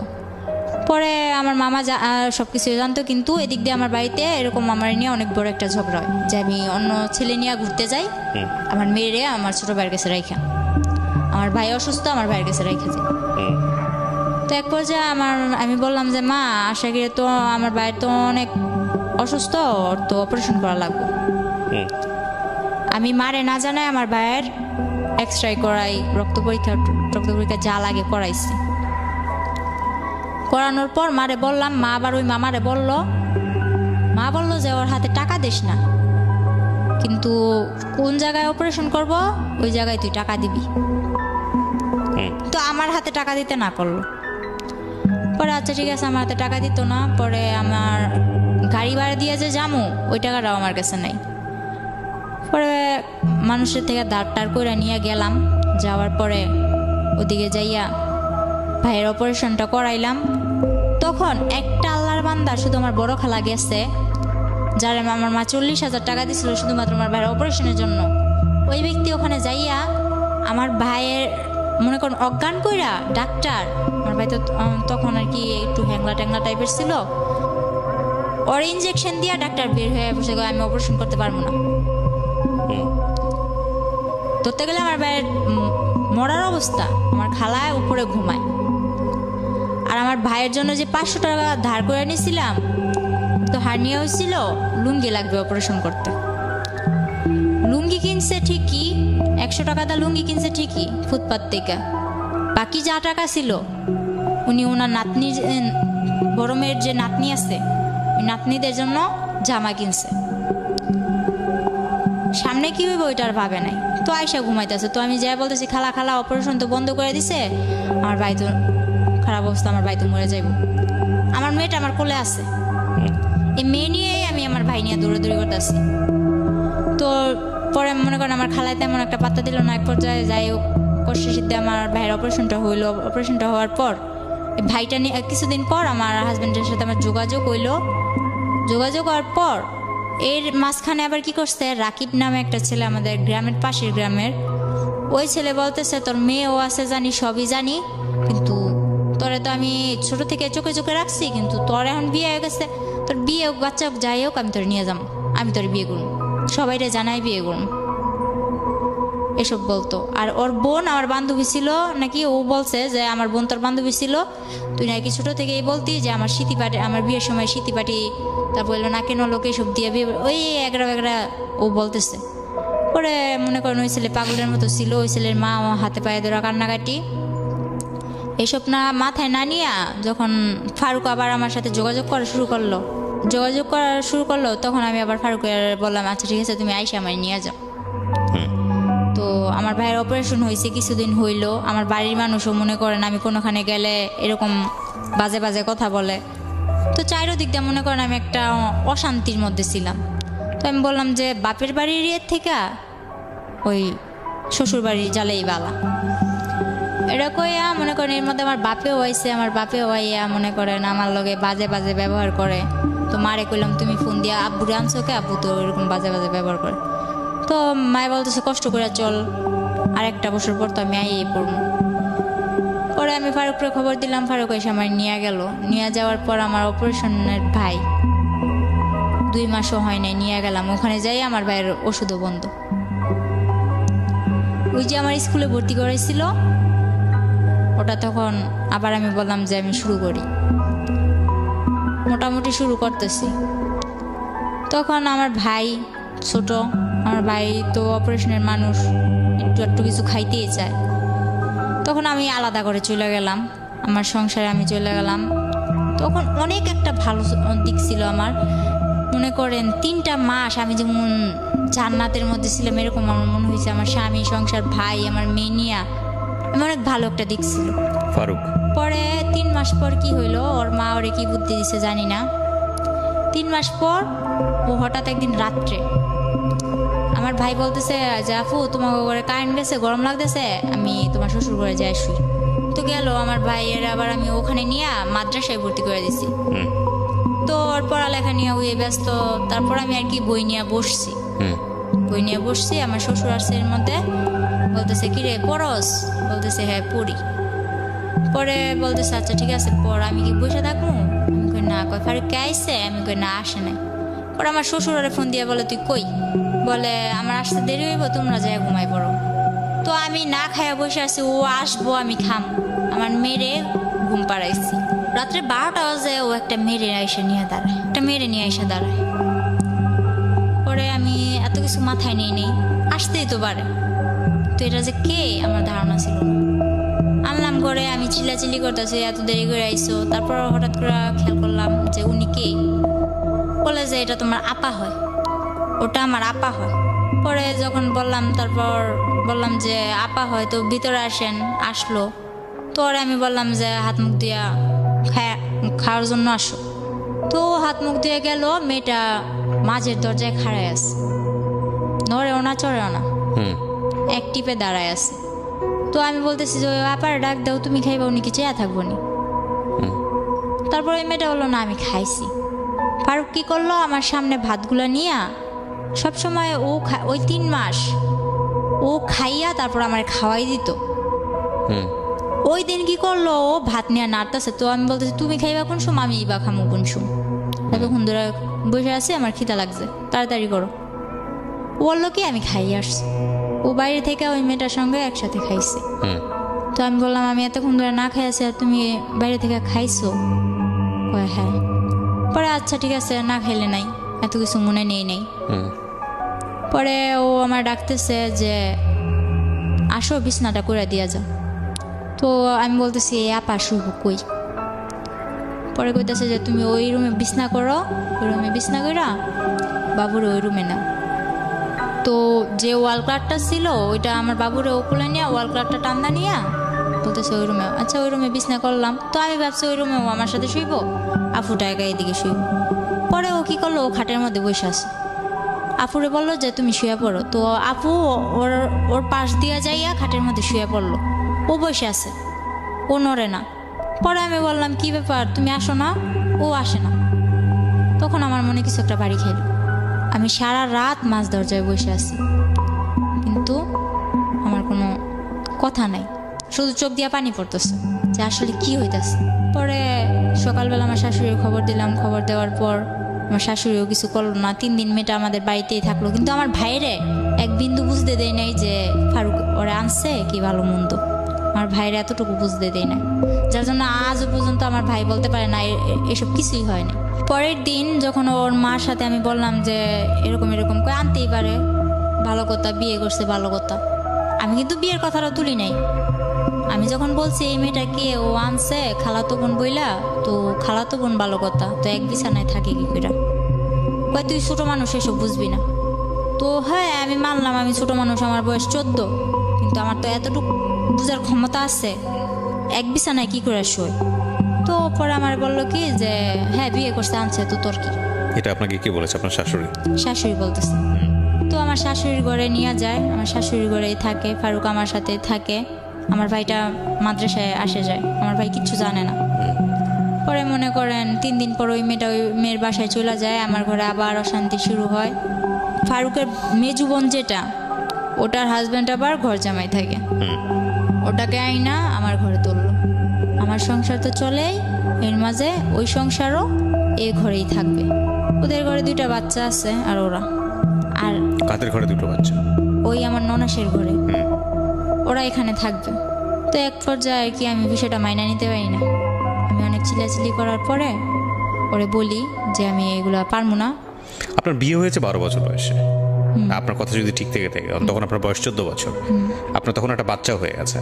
বাচ্চার বয়স তখন কত, 1 বছর বা 2 বছর? হ্যাঁ 1 বছর। আর আলটিমেটলি হচ্ছে এই সময়ে আপনার হাজবেন্ড আরেকটা বিয়ে করেছে। ওকে। পরে ওরে আমি বলার পর আমি বলতেছি আমি থাকবো না তোর সাথে। আপনার মা কোথায় তখন? তখন আমার মা বিদেশ। তখনও বিদেশ? আচ্ছা।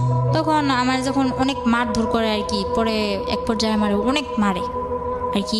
ও বলতেছে তোর পাগল বানাই দিব, তোর পাগল বানায় ছেড়ে দিব। তারপর আমি কি করলাম, মাইর খাইয়া সকালবেলা উঠা ওরে আমি বললাম তুমি আমার এরকম করে মারতে পারলা, আমি তো তোমার কাছে ইচ্ছা করে আসি নাই।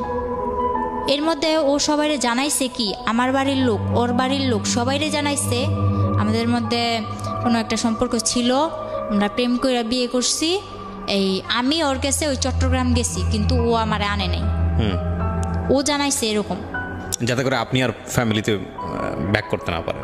হ্যাঁ, ও এরকম জানাইছে যে আমি চট্টগ্রাম গেছি ইচ্ছা কইরা, স্বইচ্ছায়, ও আমারে নেয় নাই। আমার ফ্যামিলিতেও এটা বুঝাইছে, ওর ফ্যামিলিতেও এটা বুঝাইছে।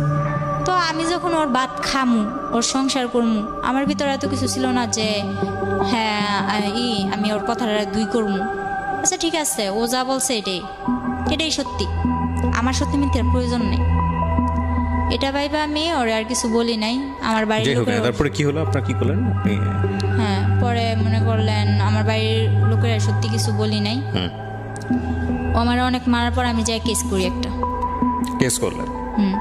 আমি জানি না, ওইদিকে রাস্তাঘাটও চিনি না।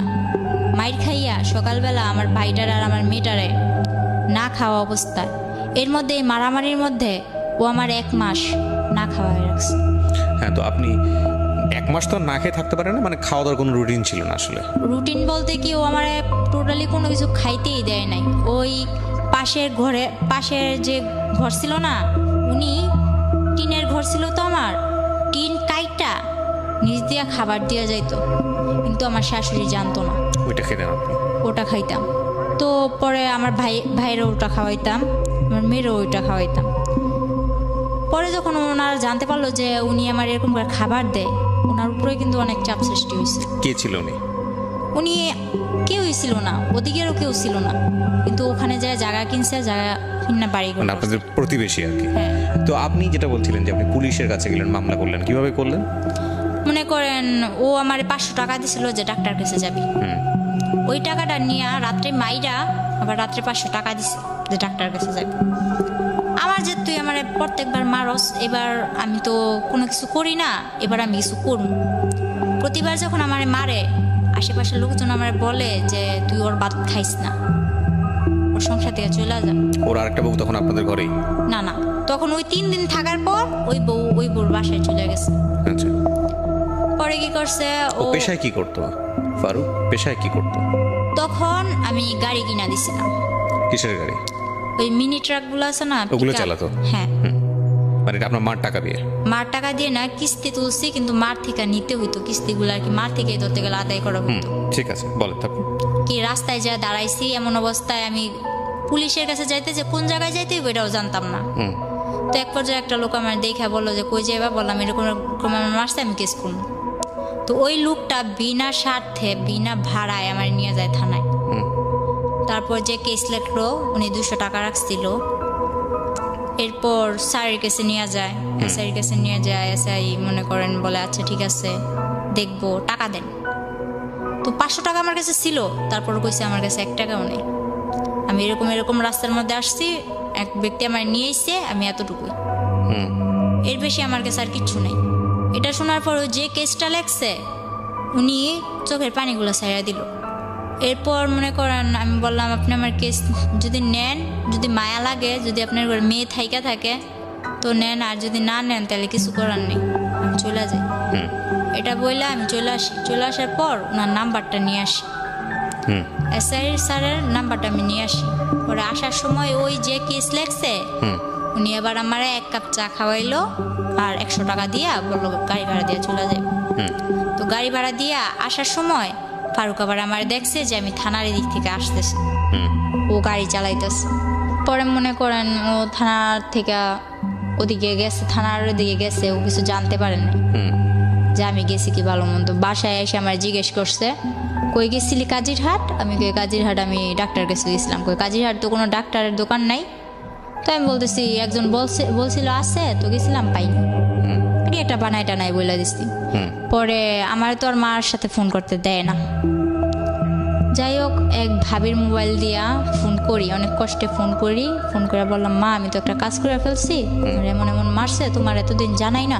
ওর কাছে আমি যতই মাইর খাইছি আমি কিন্তু আমার মারে জানাই নি, ঠিক আছে। পরে মনে করেন মারে জানানোর পর মায়ে কয় তুই এটা কি করছিস, তুই কে স্ক্যান করছিস, তুই এটা ভুল করছিস। মারে বললাম আমার মারছে, ওইটা কি ভুল না? এটা বলার পর মা মনে করেন আর কিছু ভাবলো না, মা টিকিট কাটলো, বাংলাদেশে চলে আসবো। মা ডাইরেক্ট আমার শ্বশুর বাড়ি আসে কেস করার 1 সপ্তাহ পর।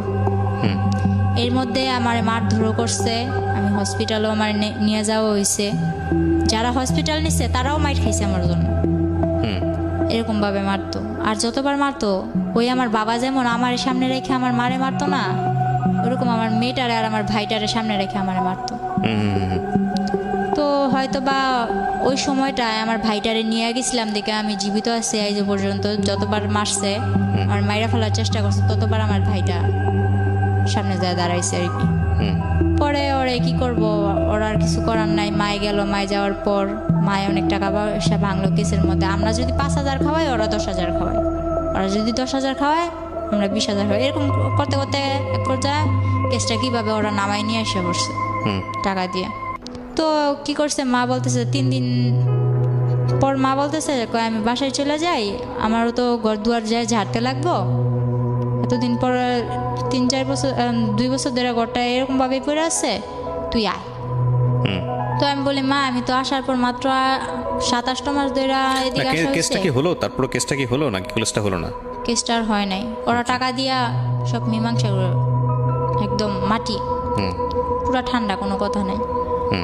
পরে মা চলে আসার পর মা এক জায়গা দিয়ে আমার ভাইটা তখন বন্যায় আমার ঘর, ঠিক আছে, আমার মারধর করার মনে করেন 1 মাস আগে নাজিরহাট বন্যা হয়েছিল, হয়তো শুনছিলেন, চট্টগ্রাম তলায় গেছিল পুরা। আমার ঘরে প্রায় আমার বুক সমান পানি, আমার ঘরের পিড়া টিরা সব কিছু নিয়ে গেছে, শুধু আমার ঘরটা পাকা ছিল দেখে আমার ঘরটা টিকে আছিল এক পর্যায়ে স্রোতের মুখে।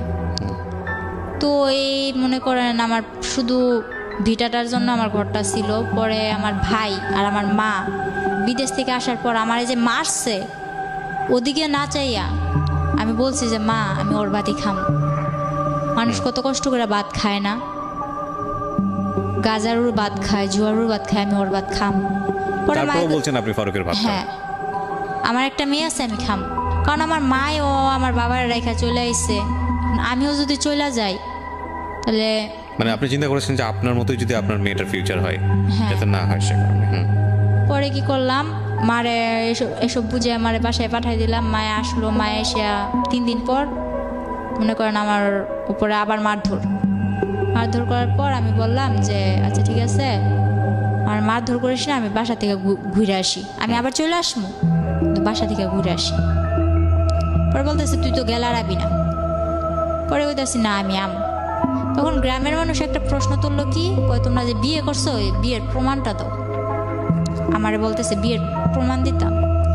ও বলে আমরা কোনো বিয়ে করি না, এতদিন আমরা অবৈধ সংসার করছি, এতদিন আমরা অবৈধ সংসার করছি। এটা যখন বলে তখন আমি বলি যে ওই যে লেখালেখি দেখছি, আমি বলি না আমি আলহামদুলিল্লাহ বলছি ঠিকই, কিন্তু আমার তো এতটুকু খেয়াল আছে যে ওই সময় কিছু লেখালেখি হয়েছিল। পরে বলতেছে আচ্ছা ঠিক আছে ওই প্রমাণ দাও। ও বলে না এর কোনো প্রমাণ নেই। তো আমার বিয়ে তো হয়েছিল কক্সবাজার চকরিয়া, ওই ঠিকানাটা আমার মারেও দেয় না, আমারও দেয় না। এক পর্যায়ে আমি বললাম আচ্ছা ঠিক আছে তুই ঠিকানা দিবি না ভালো কথা, আমিও অসুস্থ, তুই আমার টাকা দে, আমি বাসায় যাবো। আমি তোর 1 টাকাও দিতাম না, তুই যদি বাসা থেকে সুস্থ হয়ে আইতে পারস তাহলে তুই যা, কিভাবে যাবি, তারপর আবার চলে আসবি। তারপর আমি মার থেকে টাকা নিয়ে 800 টাকা নিলাম, টাকা নিয়ে বাসায় চলে গেলাম। বাসায় চলে যাওয়ার পর মারে বললাম বুঝে যে মা আমি ওর ভাত খামো না, ব্যাস এতটুকুই। এরপর ওই ওদের গ্রামের মাতবর চেয়ারম্যানরা বলতেছে কি ব্যাপার, তুমি প্রমাণ দিতে পারতো না, তাইলে সত্যি সত্যি এতদিন তুমি অবৈধ সংসার করছো। পরে আবার আমি আমার মার থেকে মনে করেন খোঁজায় টোজায় টাকা নিয়ে যে জায়গায় বিয়ে হয়েছিল ওই জায়গায় গেছি, আমি ওই জায়গাটাই গেছি, যাইয়া ওই কাজিরে খুঁজা বাইর করছি আমি একা, আমার মেয়ে আমার মার কাছে। আর আমি একা ওই কাজিরে চট্টগ্রাম চকরিয়া যাইয়া ওই কাজী মতিন রে খুঁজা বাইর করি। খুঁজা বাইর করার পরে ওই কাজের অনেক বুঝা টুজা টাকা পয়সা কিছু দিয়া আমার বন্ধু বান্ধব কতগুলো আসলো, ওই যে বন্ধু বান্ধব কিন্তু আমার না, বন্ধু বান্ধব ওরই, ওই যে আমার মেসেঞ্জার বুঝাইছে, ফেসবুক বুঝাইছে যে এই যে দেখ ফেসবুক এমনি চালায়, মেসেঞ্জার এইভাবে চালায়, এইভাবে চ্যাটিং করে।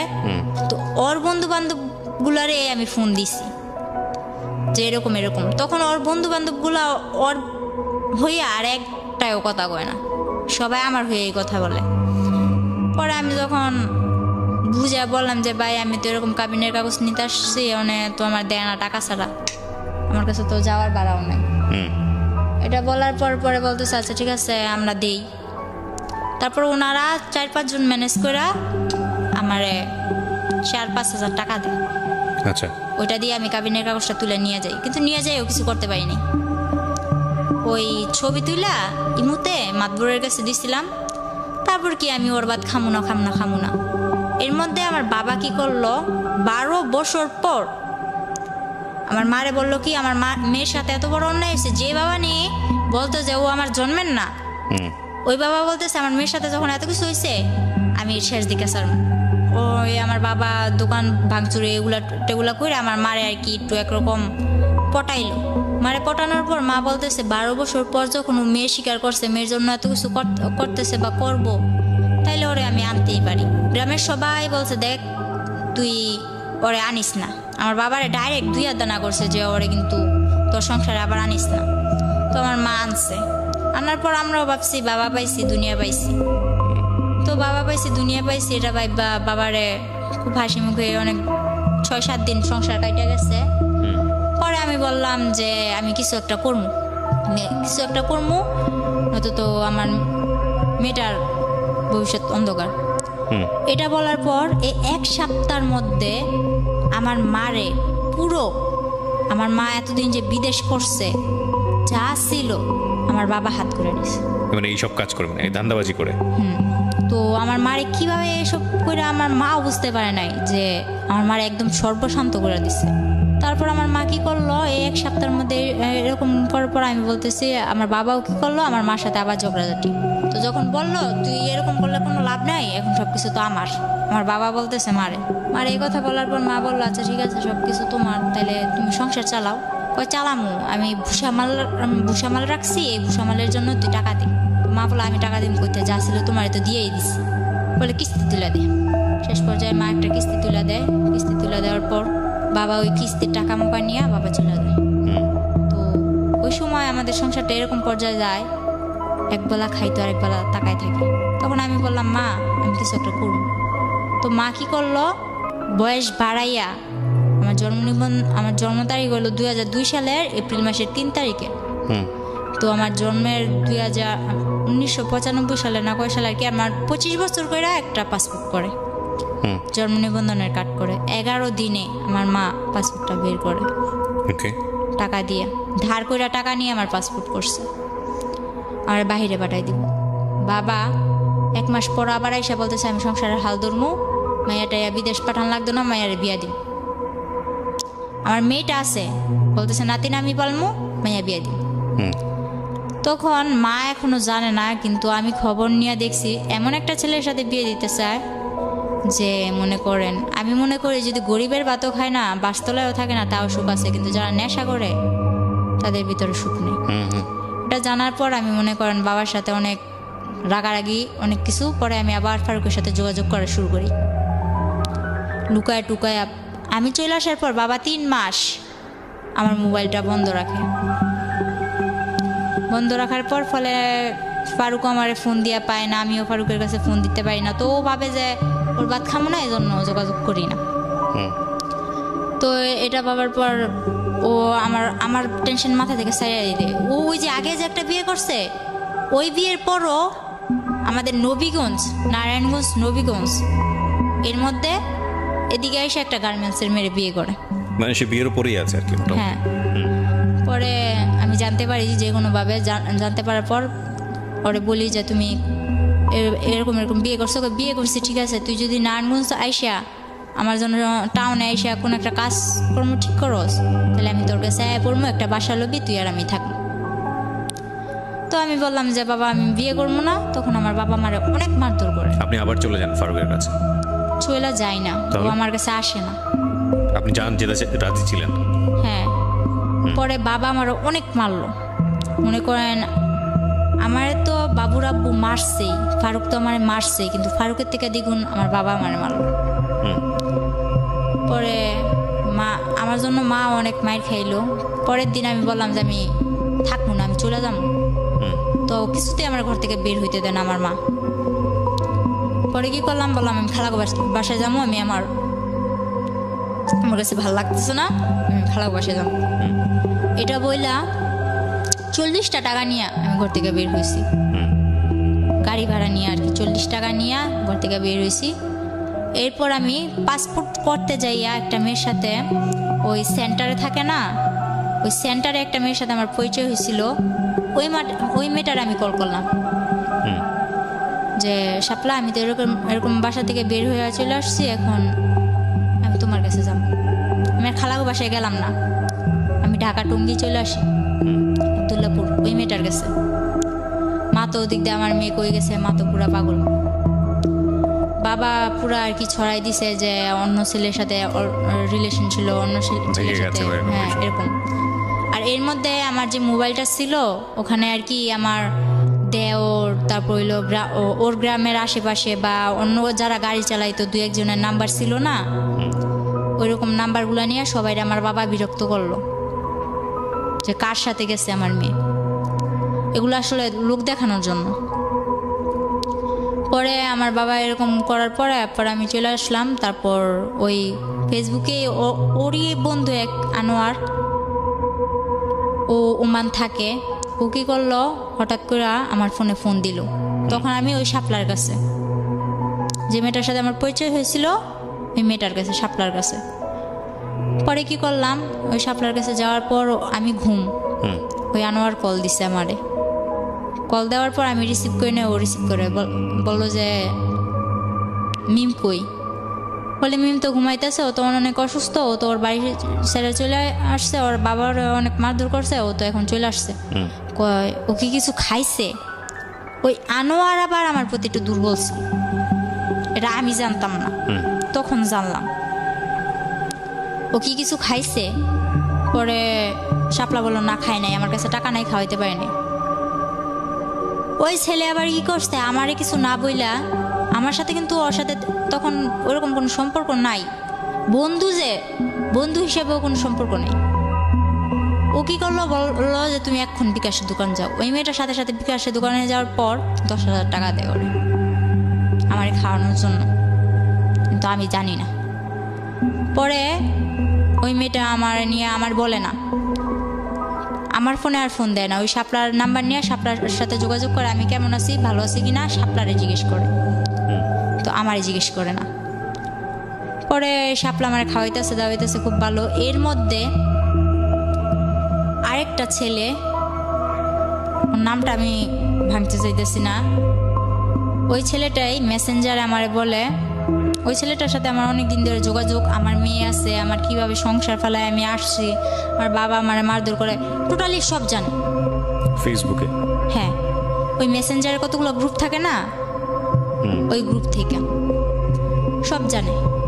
সব জানার পর তারপর ও বললো কি, ওরে কিন্তু আমি প্রথম আঙ্কেল ডাকছিলাম, ওই ছেলেটারে প্রথমে আমি আঙ্কেল ডাকছিলাম। পরে ওই ছেলেটা বলে যে, আমি বলতেছি যে এক পর্যায়ে যখন আমি ওই টঙ্গী আবদুল্লাপুরে চলে আসি, এরপর আস্তে আস্তে আমি ওই মেসেঞ্জারে কথা বলা শুরু করি, ফারুকের সাথেও আর ওর বন্ধু বান্ধবের সাথেও, আর আমার কিছু বন্ধু বান্ধব আছে ওদের সাথেও। এরকম করতে করতে অনেক বন্ধু বান্ধব হয়ে গেল। তো ওই ছেলেটা বলতেছে যে তখন আমার ফেসবুকে সবাই বাবলি নামে চিনত, তো যেখানে মারিয়া নামটা শোনে ওইখানেই আমার হাজব্যান্ড ফারুক আমার ভাইরাল করে, ওই অন্য মানুষের বডিতে আমার ফেস টেস লাগায় ভাইরাল টাইরাল করে, অপমান করে। তো আমার এক ফ্রেন্ড আমারে মিম আক্তার নামে একটা আইডি খুলে দিল। তো মিম আক্তার নামে আইডি খুলে দেওয়ার পর তখন থেকে আমার মিম বলে। যখন ওই ছেলের সাথে আমার পরিচয় হইল, ওই ছেলের সাথে পরিচয় হওয়ার পরে আমি বলতেছি যে এরকম এরকম, আমার একদিন জিজ্ঞেস করতেছে যে তোমার সমস্যা কি, তুমি কারোর সাথে বেশি মিশো না কেন, আর তোমার দেখলে সবাই এত অপমান করে কেন। এটা যখন বলছে তখন আমি সব কিছু ওর কাছে ভেঙে বললাম। তখন ও আমার বললো, কয় আমারও একটা বোন আছে, ও ইন্ডিয়া চলে গেছে, ওর নামও আমার নাম যেটা, ওর নামও এটা। তো এক পর্যায়ে বললো যে তুমি যদি আমাদের এখানে আসো তাহলে আমি কাজ ঠিক করে দিতে পারি তোমারে। তো আমি এতটুকু বিশ্বাস নিয়ে গেছিলাম, আর যাওয়ার আগে ও আমার এতটুকু ভরসা দিছিল যে ওর কাছে যাওয়ার পর আমার কোনো ক্ষতি হইব না, আমার গায়ে একটা আঁচড়ও লাগবো না। যাওয়ার পর যেটা হইলো, কিছুদিন ভালো হয়েছিলাম, একটা বাসায় উঠলাম, তো ওই আনোয়ার এদিক দিয়ে আমার জন্য পাগল, শাপলারেও পাগল করে দিতেছে, ওইটাও আমি জানি না। আনোয়ারের মা আমারে ফোন দেয়, আনোয়ারের ভাবি আমারে ফোন দেয়, ফোন দিয়ে আর কি যা ইচ্ছা তাই। পরে মনে করেন ওই ছেলেটার ওখানে যাইয়া কিছুদিন ভালো হয়েছিলাম, একটা ফ্যামিলিতে যাই আমি উঠি, ওঠার পর ওই ছেলের সাথে মনে করেন ও আমার কাজ ঠিক করে দেয়, কাজ টাজ করি। পরে এক পর্যায়ে ও আমার কি করলো, আমার অনিচ্ছাকৃতভাবে ও আমার পুরোটা যায় না, ও আমার সাথে জোর কইরা মনে করেন ফিজিক্যালভাবে আর কি এক পর্যায়ে, হ্যাঁ। পরে এরকম করতে লাগলো, এরকম করতে করতে তিনবার আমার সাথে এরকম বাজে এরকম হয়েছে। হওয়ার পর তখন আমার মার কাছে। তো আপনি ছেলেটার কাছে কেন গেলেন? ওই ছেলেটার কাছে তো আমি যাই নাই, ওই যে আমি টঙ্গী চলে আসি, আমার বাচ্চা টাচ্চা বাবা মা সব ফালাই রেখা, টঙ্গী থেকে ও আমারে বললো যে তুমি এদিকে আসলে নারায়ণগঞ্জ আসলে। এটা যাওয়া ছেলেটার কাছে, বুঝতে হবে কোনটা ছেলের কাছে যাওয়া কোনটা ছেলেটার কাছে যাওয়া না, এটা বুঝতে হবে না। দেখেন আপনি এখন বর্তমানে কি করছেন, এটা একটু বলেন তো আমাকে। আমি বর্তমানে কিছু করতেছি না, বর্তমানে হাজবেন্ডের সাথে আপনার কোনো সম্পর্ক নাই, ফারুকের সঙ্গে কোনো সম্পর্ক না। আচ্ছা, আর এখন আপনার কিভাবে চলে? আপনার বাচ্চাটা কোথায় থাকে? আমার বাচ্চাটা আমার মার কাছেই থাকে, আমিও আমার মার কাছেই আছি। আর আমি চলে যাওয়ার পর আমার বাবা বাসা থেকে তাড়ানোর পর এর এক সপ্তাহ পর আমার বাবা নিজেও চলে যায়। সেটা নাইবা জানলাম। আজকে এই ঘটনাটা পুরোটা শোনার সময় আমি যথেষ্ট ধৈর্য হারিয়েছি বিকজ অফ গল্প বলার স্টাইলে, কিন্তু আমার কাছে মনে হয়েছে বলার সুযোগ দেওয়া উচিত। যারা ধৈর্য ধরে শেষ পর্যন্ত শুনেছেন তাদেরকে বেশ কয়েকটা কথা বলার জন্য, এবং এই কথাগুলো যে খুব বেশি নতুন তা না। একটা যেটা হচ্ছে কি মিম, প্রথম কথা হচ্ছে যে আপনার আসলে আগাগোড়া তেমন কোনো দোষী নাই। আপনি বর্তমানে বয়স হচ্ছে 18 বছর, আপনি এর মধ্যেই আপনার বাচ্চার বয়স 4 বছর, যাকে কোলে করে নিয়ে আসছেন আপনি, এবং আপনি যে ভাইয়ের কথা বলছিলেন সে ভাইও আপনার সঙ্গে বোধহয় এসছে।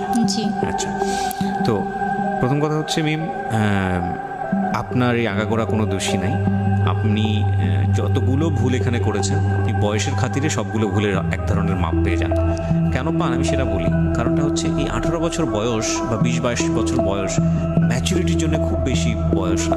মেন্টাল ম্যাচুরিটি যেটাকে আমরা বলি, মানসিকভাবে পরিপক্ক হওয়া বাংলায় যেটাকে বলি, তো সেটার জন্য বয়স তেমন কোনো বয়স না। কিন্তু এই 18 বছরে আপনার জীবনে যত বড় বড় ঝড় গেছে, সেটা সারা জীবনেও অনেক মানুষ সেটা ফেস করে না।